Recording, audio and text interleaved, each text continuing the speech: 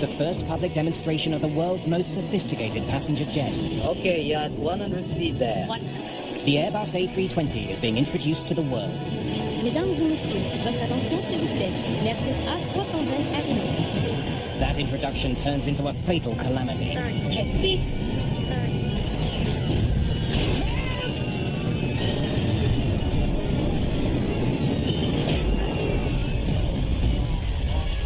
It could not possibly have come at a worse time for Airbus. The crash was a major embarrassment. There's enormous pressure on investigators. If Airbus is to survive, they must find the answer to one crucial question. Was it the pilot or was it the plane?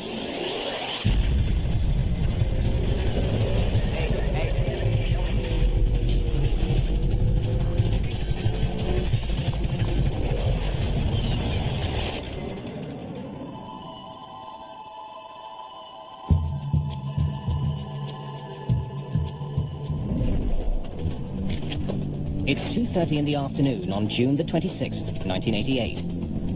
An unusual charter flight prepares to depart Basel-Mulhouse Airport in France, near the Swiss border. NTIs? Captain Michel Asseline is one of Air France's most distinguished pilots. On. Though only 44, he's the head of pilot training for the company's newest plane, the Airbus A320.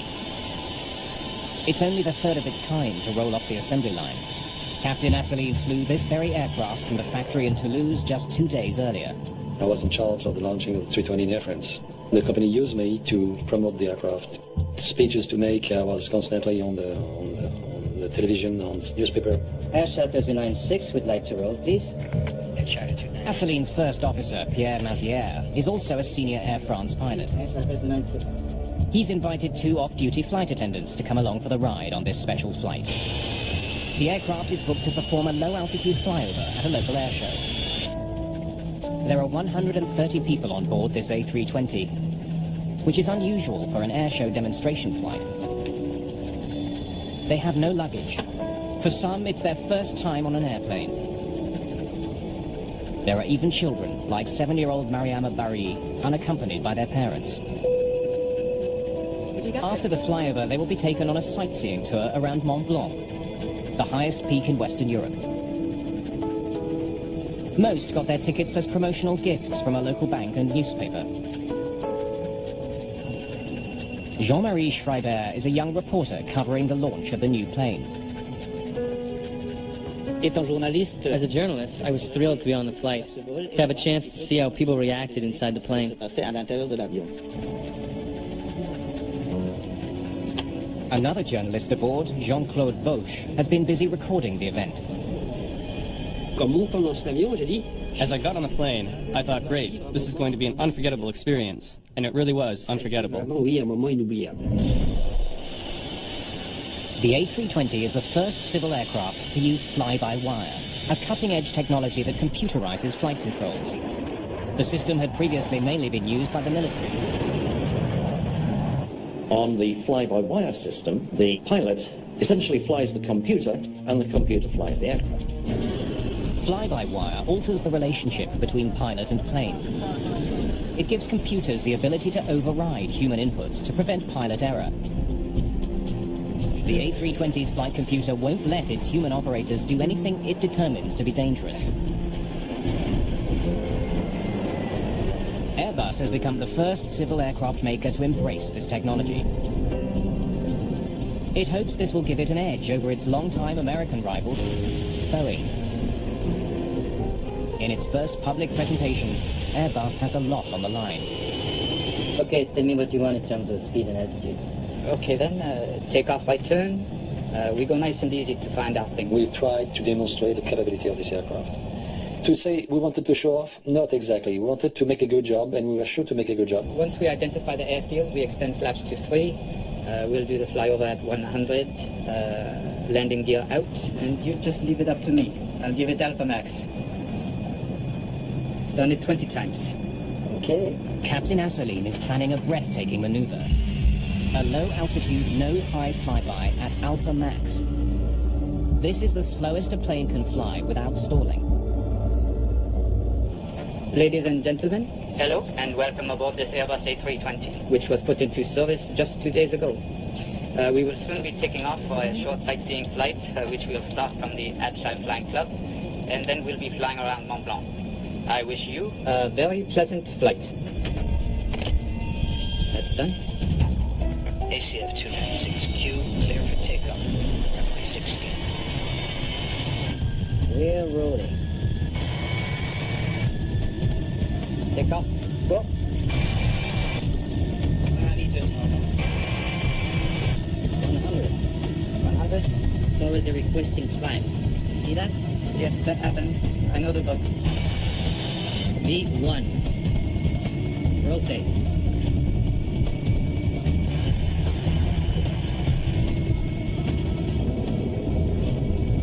You're up, flaps 1. After takeoff checklist completed. It's only a 5-minute flight to Habsheim Airfield, where the airshow is being held. For this sleepy Alsatian town, the airshow is the highlight of the summer. Le meeting, c'était quelque chose, comme on dit. The airshow drew more than 5,000 people. Donc il y avait un There was significant interest from the public. important. The airfield is so small, its coordinates aren't stored in the plane's navigation database, so the pilots must find it by sight. You're at 8 nautical miles. You'll soon see it. There's the highway. We leave the highway to the left, don't we? No, to the right of the highway. It's slightly to the right of the highway. There's the airfield. You've got it, have you? The pilots have spotted the airfield late. They will have to hurry to descend to the planned altitude for the flyover at the airshow. A crowd is forming at the runway. Air Charter 296, good afternoon. Habsheim, hello. We're coming into view of the airfield for the flyover. Yes, I can see you. Clear. The sky's clear. Gear down. Okay, we're going in for low altitude, low speed flyover. 296. Roger. Flaps 2. Quebec November Hotel, I'm saying Fox Network 984. Okay. 984. Put in 984. Flaps 3. Flaps 3. That's the airfield. You confirm? Affirmative. Flight 296 makes a gentle turn to line up with the runway. The pilots must now lose more altitude and speed to get into position for the flyover. 200. 200. Mesdames et messieurs, votre attention s'il vous plaît. L'Airbus A320 arrive.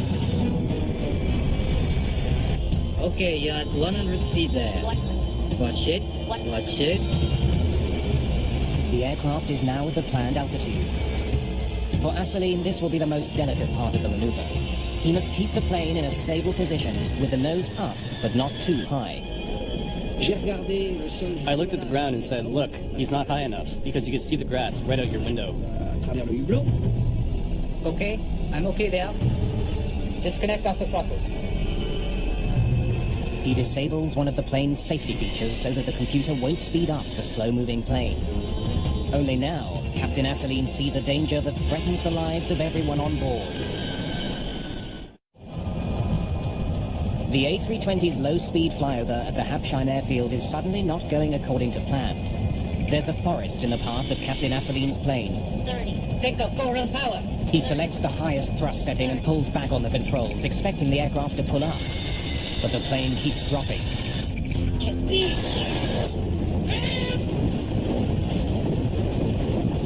J'ai commencé à voir par le hublot des branches d'arbres. I started to see through the window tree branches.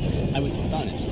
You can imagine being on a trail in a large vehicle, a bumpy trail, driving at 80 or 100 kilometers an hour, and you're shaking from all sides. It was like that. I was saying to myself, the plane has to stay in one piece, because if the plane stays whole, we'll be okay. If it breaks up, we're done for. S'il casse, c'est fichu.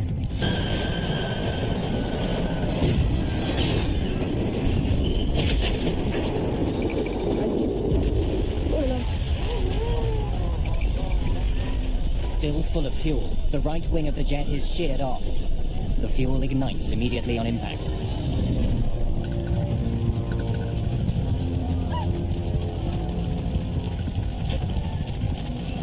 and we stopped very quickly. And on the ground, I broke my seat, just because I was holding very firmly. I broke my seat, and I could see a lot of flames all over. About 20 meters high flames around the cockpit, smoke coming from everywhere. The first officer is badly injured. And there was a lot of blood, and even with the full harness, he hit something in front of him. What the hell have you done? I don't know. I don't understand. There was a moment of silence when the plane finally stopped. Incredibly, the fuselage is still in one piece. Everyone has survived the impact.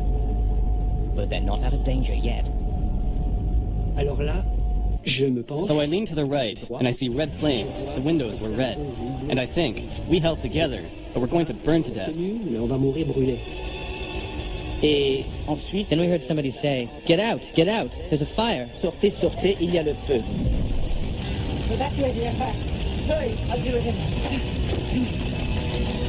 Only 2 exits can be used for evacuation.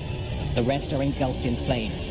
But thick branches block one of the doors, making evacuation difficult. In the chaos of the cabin, some passengers struggle with their seatbelts.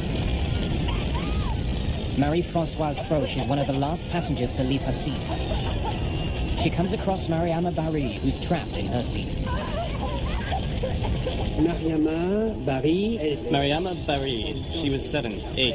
After the accident, people pushing toward the exit pushed on the backs of the seats, the backs that folded over her, and then she was trapped by her seatbelt. No one saw her. She was forgotten. But it's too late. Both are overcome by smoke before they can get off the plane. In the cockpit, Captain Asselineau struggles to get his injured first officer out of the burning aircraft.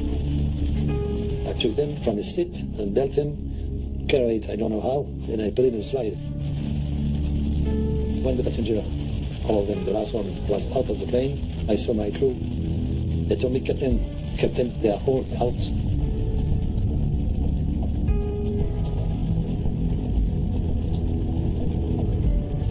Couldn't believe it. But the crew is wrong.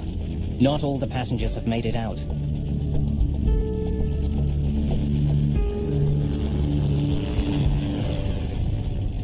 Marie-Françoise Froche, Mariama Barry, and another young boy are dead.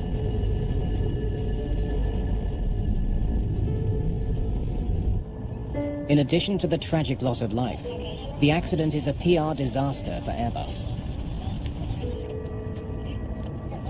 The crash could not possibly have come at a worse time for Airbus.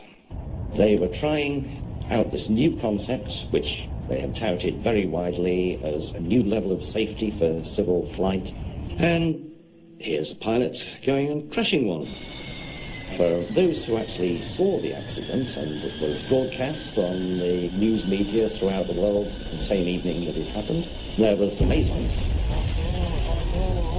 The crash was a major embarrassment.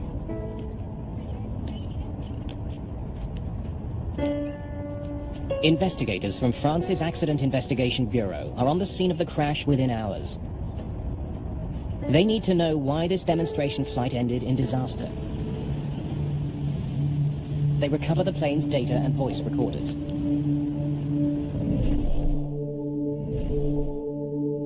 Claude Béchet will head the investigation. Was it the pilot or was it the plane? We need to know. Like the pilots of Flight 296, he also works for Air France as an airline captain. Let's get to work.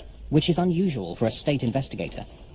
At that time, I was still an airline pilot, and I was in New York when the accident happened, and they sent me a telegram to ask me to come back to Paris as soon as possible. Apart from the flight recorders, investigators have a remarkable piece of evidence to consider.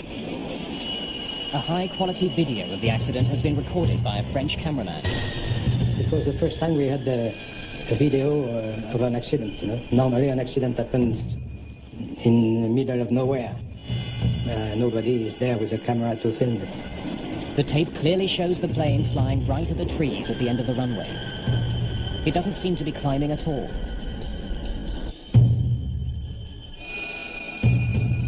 The cockpit voice recorder offers a confounding clue. Pick up, go around power.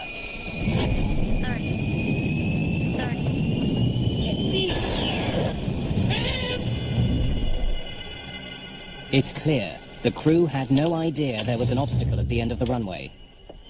Investigators are puzzled. How could a forest take a pilot by surprise?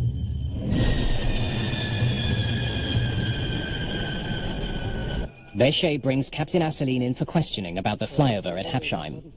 They need to know what his plan was. My intention was to carry out a flyover at slow speed. As a qualified A320 pilot, Claude Bechet is familiar with the plane's capabilities. Over the airstrip, and we go to Alpha Max. Very good. He sees nothing wrong with Captain Asseline's plan. It was not bad. Making a slow pass was well planned. And he seemed to me to be very open and very ready to help to work with the investigation commission. Investigators turn their attention to how Air France prepared the flight crew for the airshow. They discover a memo setting out the rules for all airshow flights. What draws the attention of investigators is the minimum altitude Air France had selected for airshow flyovers: 100 feet. It was in violation of national regulations. He should have been at 500 feet, as a matter of fact. But there had at that time a tendency for pilots who were making air shows like that to go a little bit lower and sometimes much lower. Chief Investigator Claude Bechet now wonders if there were any other mistakes in the planning of the flight. He soon learns that Air France's flight division didn't start drawing up a flight plan for the demonstration until less than 48 hours before the airshow. An Air France employee had prepared maps of the airfield for the crew of Flight 296. Investigators find a serious problem. The forest around Hapsheim Airfield did not show up on the photocopies.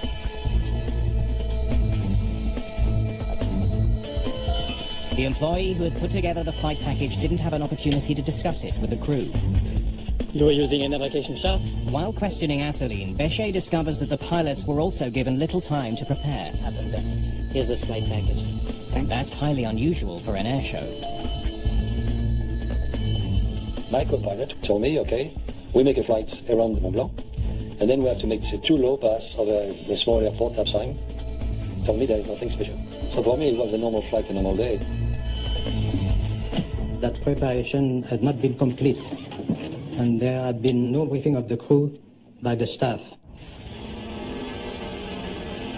Investigators then make an intriguing discovery at the crash site.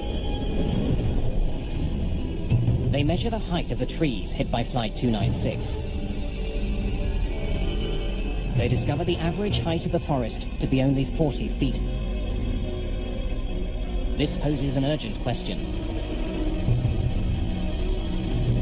How could an Airbus that was supposed to be flying at 100 feet hit trees less than half that height?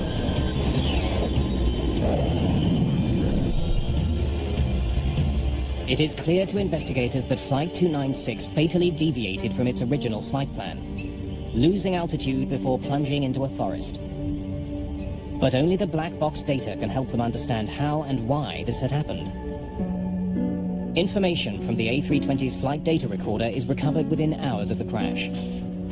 The device records information about 200 aircraft functions. It paints a detailed picture of how Flight 296 was operating in the final minutes of its journey. We could reconstruct the entire accident. We could live with the crew as the accident was happening.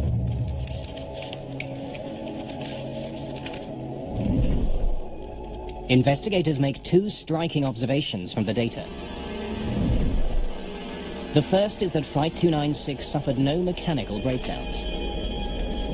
The second is that the A320 followed a very different flight path than the one Captain Asseline had planned.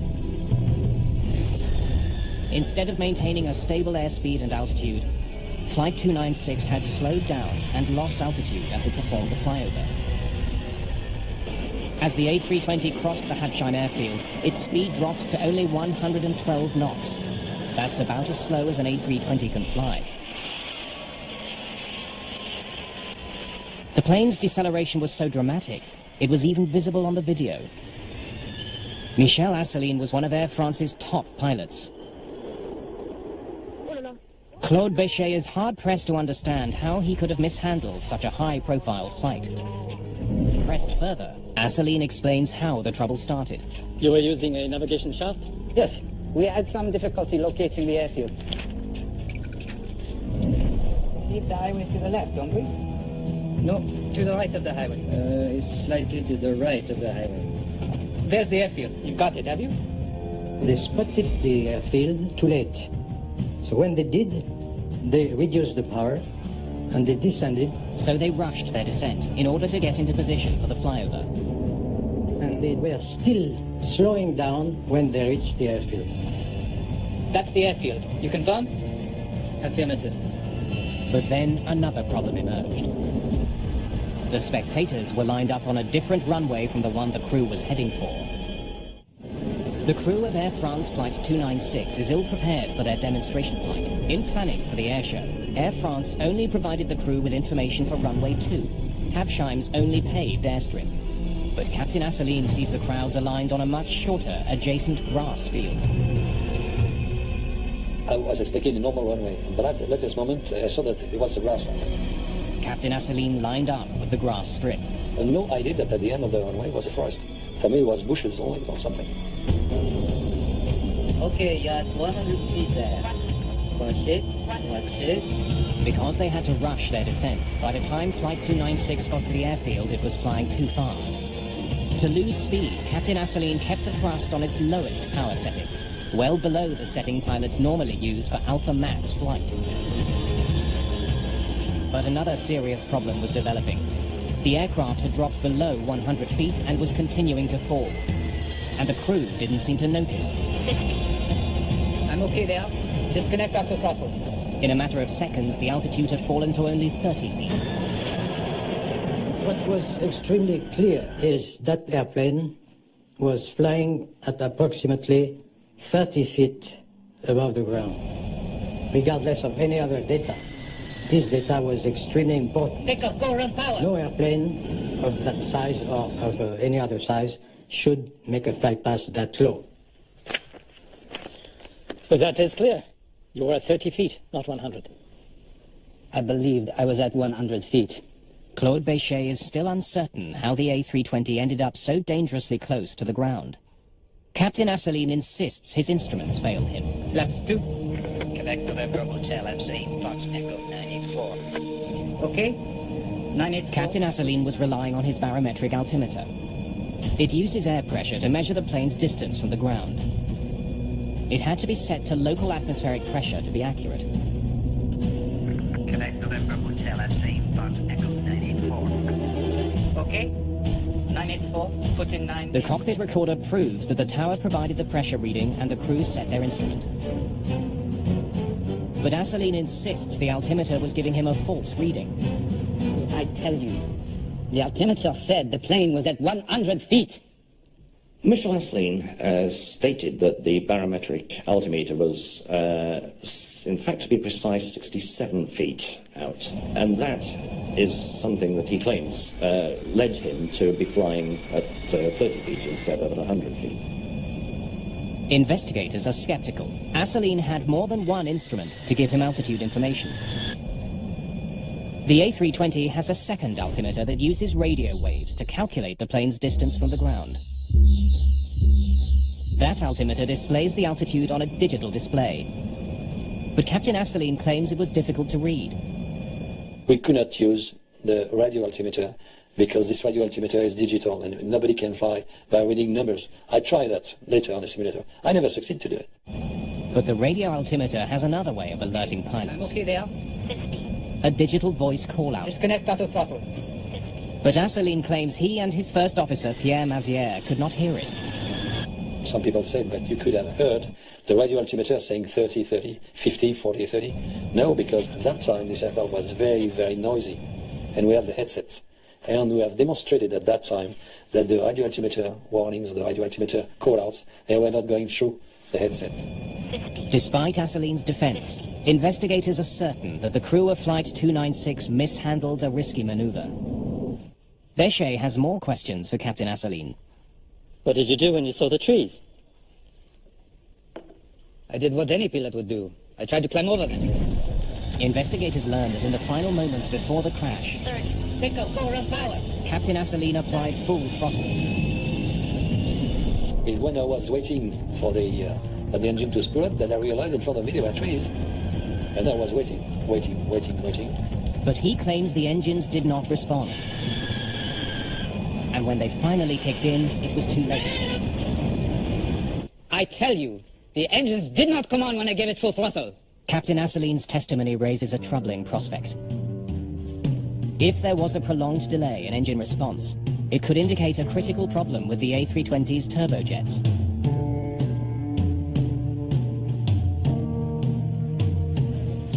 Captain Asseline is convinced the engines didn't respond quickly enough in the final seconds of the flight. He makes it his mission to prove it. He uncovers an Airbus document warning of a defect on the A320. It says the plane's engine speed could stagnate at low altitude, a condition caused by poor airflow. When this occurs, the engine cannot accelerate. But investigators can find no evidence of such a failure in any of the data from the plane.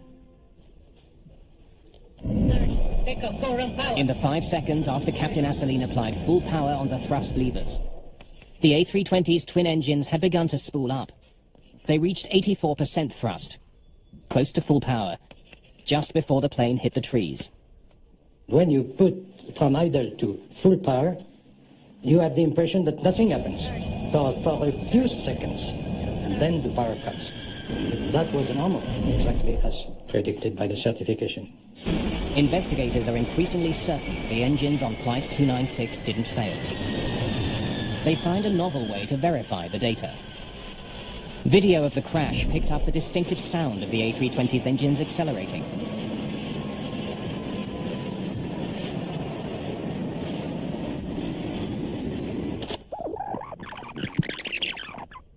By studying that sound, engineers can determine how much power the engines were generating in the final seconds before the crash. We were able to compare the RPM of the engines from that film and from the flight data recorder. There was nothing wrong with the engines, any of the two engines. Why? Chief Investigator Claude Bechet has a new headache. Captain Asseline is convinced there is a conspiracy against him. He cuts off all cooperation with the investigation. Very well. The investigation committee, I tried to cooperate with them, but I began to be suspicious. And the press, each week, the aircraft is good, the aircraft has nothing, pilot error. All that was a big cover-up, my opinion. Captain Asseline begins a campaign to challenge the French investigation. He appears on British television to make a dramatic assertion. When I pull the stick to up position, the flight controls, the elevator control go to down position. So on any aircraft, if you ask up, following the order of the pilot, the elevator control goes to up. And on that one, it went to down. Why? That would be the good question. His accusations go to the heart of doubts about the aircraft. The Airbus fly-by-wire system had given the A320's computers too much control. Asseline's claim that the plane didn't follow his instructions is supported by data from the plane's flight recorder. The black box recorded every movement of the pilot's side stick controller. It does show that seconds before the crash, Captain Asseline pulled it back to get the plane's nose up. Investigators compare it with what the plane did in response. They make a perplexing discovery. He's telling the truth. The elevator moved down. In the final seconds before the accident, the pilots had desperately tried to pull up. The side stick controls the plane's elevator. Pulling back on it should raise the elevator and pitch the plane upwards. But that's not what happened on this flight. One of the strange things about the crash flight, which became apparent when the digital flight recorder was analysed, was that during the last few seconds prior to contact with the trees, the pilot was dragging back on the stick as hard as he could, but the flight surfaces were moving into a position to put the nose down. Captain Asseline believes the plane's descent triggered an automatic response by the flight computers. Asseline inadvertently brought his plane to within 30 feet of the ground with his landing gear down and his flaps extended. Investigators now wonder if the plane's computer determined that Asseline was landing and initiated the necessary steps to accomplish that. As the plane leveled up with the airfield, it overflew a little copse of trees, which took the radar altitude momentarily below 30 feet. That would have been sufficient to trigger the flight control system to enter landing mode. It's possible that in spite of what Captain Asseline was commanding the plane to do, the computer brought the plane's nose down for landing. Investigators must try to determine whether the A320 overrode its pilot at a critical moment. They analyze the data from the flight recorder. Stop it there. But to their disappointment... So was the plane in landing mode or not? The flight data recorder can't confirm if the plane went into landing mode. The A320's systems are so advanced that the recorder can't track all of the plane's functions. Investigator Claude Béchet comes up with another way to find out. He replicates Asseline's approach to the Habsheim airfield to see how the A320 responds. Okay, let's start the descent. Power to flight idle. Now put it into alpha max. That's it. Gently. I replayed the accident, but on the longest runway in Toulouse. Altitude, 40 feet. 35 feet. We replayed the accident exactly what it was. Béchet's plan is to descend to 30 feet, as Asseline's A320 did. Now pull up slightly to level off. Hold it there.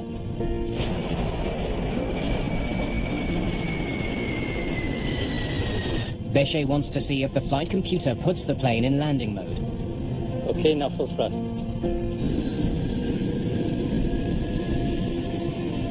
Do that. Alpha protection. The test flight has triggered a nose-down response from the plane's computers, like the crash of Flight 296. But the plane hadn't gone into landing mode. Instead, the flyover had activated one of the A320's main safety features: stall protection. Due to a lack of airflow over the wings, flying slowly in a nose-high position can cause a plane to lose lift. The A320's computer has been programmed to bring the plane's nose down when it gets close to stalling. This means that in theory, as long as the flight control system is in operation, the pilot cannot stall the plane. Béchet concludes the flight computers did override Captain Asseline's command. But he believes that by doing so, it had prevented the plane from stalling and crashing just short of the tree line. That airplane didn't stall and, let's say, landed on the trees. The investigation into the crash at Habsheim is coming to an end. Claude Béchet prepares to deliver his verdict. The conclusion of my report was that the airplane was too low, too slow, and with not enough power.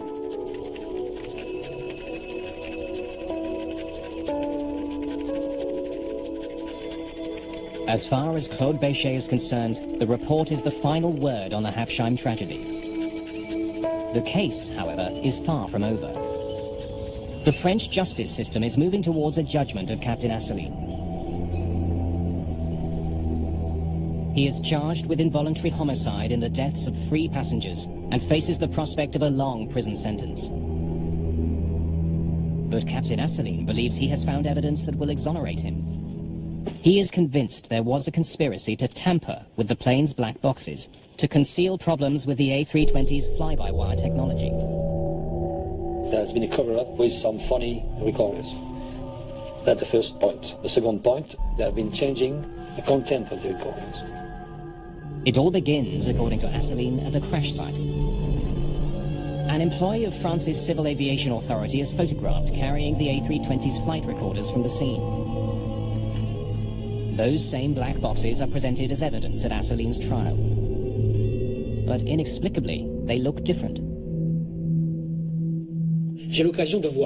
I had a chance to see the black boxes held by the court. But when I see the state they're in, they're old boxes, full of scratches, dusty, with chipped paint.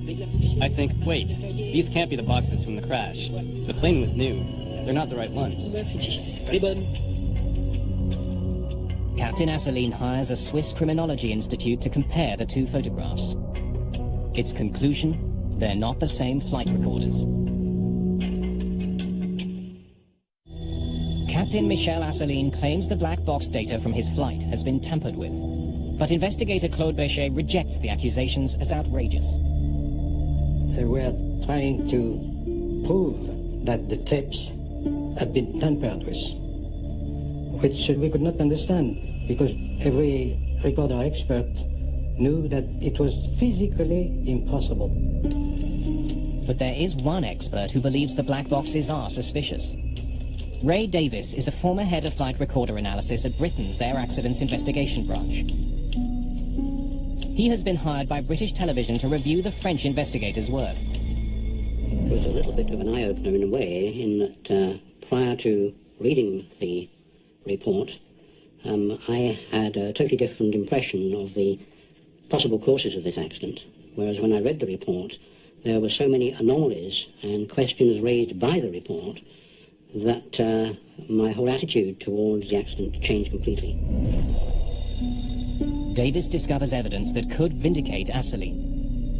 It raises questions about when the crew applied power to try to overfly the trees. 30. Pick up forward power. 30. While studying the black box data, Davis comes across a curious inconsistency. French investigators had synchronized the black boxes with a transcript of air traffic control communications. Davis examines the last conversation the pilots had with the tower before the crash. 984. Okay, 984, put in 984. It was recorded by both air traffic control and the plane's own black box. Quebec November Hotel at same box echo 984. Quebec November Hotel at same box echo 984. Ray Davis discovers a time discrepancy between the two recordings, amounting to a loss of several seconds. According to the black box data, the aircraft was 5 seconds from impact with the trees when Captain Asselineau commanded full thrust from the engines. But according to Ray Davis's analysis, this actually took place 4 seconds earlier. This 4-second gap dramatically changes the calculus of the accident. It's the difference between a normal delay in engine response and a serious malfunction. Asselineau claims that on this particular occasion, the delay was more than he expected. And depending upon which side of the argument you come down at as to whether or not the 4-second delay in the digital flight data recording was real or not, then, you know, he's either an idiot or he's right. The French justice system does not believe that Asselineau is right. After multiple appeals, Michel Asselineau is convicted of involuntary homicide and sentenced to 10 months in prison. Still, the controversy over the black boxes and the missing 4 seconds lingers on. It promises to forever cloud the results of Claude Béchet's investigation. The public opinion thought probably, oh, well, there was so much at stake, you know. It was the future of all European aviation industry, which was at stake. So they managed to tamper the tapes so they could blame the pilot and not the airplane. But this is just impossible. The investigation into the Habsheim accident made several recommendations. It calls for passengers to be banned on all demonstration flights. It also calls for better reconnaissance of airfields by flight crews. And they want airline procedures to be reviewed to ensure they conform with official regulations concerning altitude.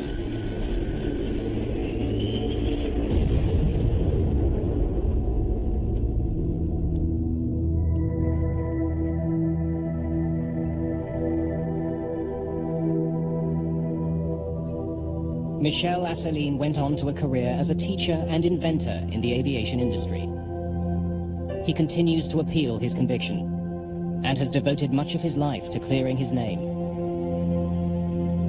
The tragedy at Habsheim would have little impact on Airbus industry. The A320 would go on to become one of the most successful commercial aircraft in history, selling over 750 planes in its first 10 years. And fly-by-wire technology would be safely adopted by a new generation of passenger aircraft.